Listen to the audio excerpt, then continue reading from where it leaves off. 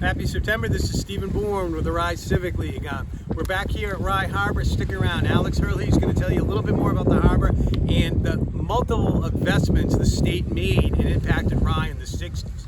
So stick around and hear that. All right, next weekend, the 7th and 8th, Parsons Field. Tremendous amount of activities. There's going to be a jam session at Benefit Rye Recreation. That's going to be Saturday afternoon, and then the community picnic or dinner or supper, lunch actually, from noon to 2 is going to be on the 8th. There are links to the Eventbrite. You can register so they can get a feel for head count and more information on that. We're filming early today because we're trying to avoid the mosquitoes. There's a triple E warning out there, so try to be very cautious of mosquitoes. August, we had 3 different beach closures in Rye.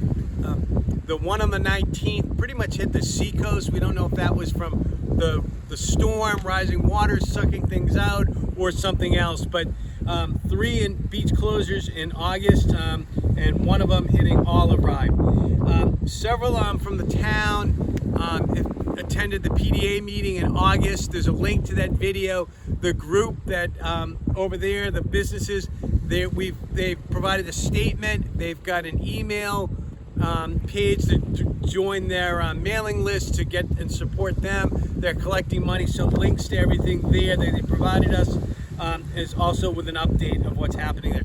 All those big political signs on private property and in public, the select board believes they are not in accordance with our zoning ordinances. So they're letting residents know that those are against the zoning ordinances and we shouldn't have signs of that size. The Master Plan Steering Committee is making progress. They're just drafts, but we've got links to some of their information, their initial recommendations, actions, how they're defining some of the land use areas. There's also a map, so you should go and read those. Also, the planning board, one of the members shared an interesting article from Harpswell, Maine, what has happened there and the impact. It's a very short newspaper article worth reading. The Budget Committee also approved a slight tweak to the process. One is the tabs that measure the DRA, but a consistent narrative from the different departments, hopefully make it easy for us to understand, you to understand, and get more people involved. The school had their retreat, and they had the Portrait of a Learner.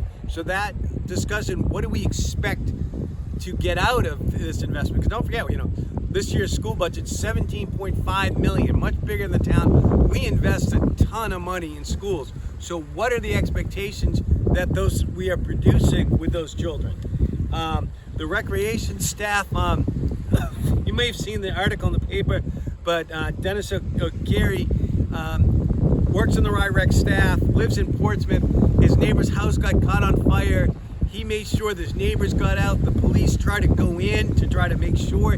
He kept the police from going into a burning building. The police recognized him in Portsmouth. It's him. And so did the select board. Yes, I'm getting over that cold. Also, we linked to the Rye Sewer Department. They've got a grant to look at the assets. What a great job reading through the process of what are all the sewer assets, how do we maintain them, gets you to think, well, is this one system all the town? Is it coordinated? What's happening there? Also with the CIP, I got nothing to tell you. There's not quite sure what's going on. No meetings, no agenda, etc. All right, let's learn about what happened in the 60s in Rye with the state. Hello, everybody. Just a couple of invitations before we get started here on this history. You'll notice recently I've had some other people on here doing these history videos, Library, Historical Society. So 2 invitations. One, if there's something you really want to know about, write to us. I'll try to find out about it and we'll go to that spot and I'll tell you what I know. Or 2, if you know about some aspect of Rye history, you come to that spot with us and you will be on the video educating people about that part of Rye history. Okay, here we are back at the harbor. You folks know all the background. You've seen the August video, especially the detailed statement. And now you can read the update when you go to number 4 of the August highlights. So behind us here, Rye Harbor, 120 moorings, 344 feet between the north and south jetty. I think it's about 36 acres at high tide. This is a fully working harbor. There's no place for yachts here. This is for working fishermen, sport fishermen, and a tremendous number of day users for the boat ramp. And of course, all of the tourists, including myself, go out to Star Island, they go out whale watching, they go out fishing on the charter boats. That, what I just listed, is a full use of this harbor. All right, so this marine facility was opened in 1963. I know, because I worked on one of the charter boats. So that's the first thing in the 60s. At the same time, in 1962, Jenna State Beach was created, meaning that they upgraded, created a parking lot and so forth. So that's when it became an official state beach. Before that, it was just a town beach.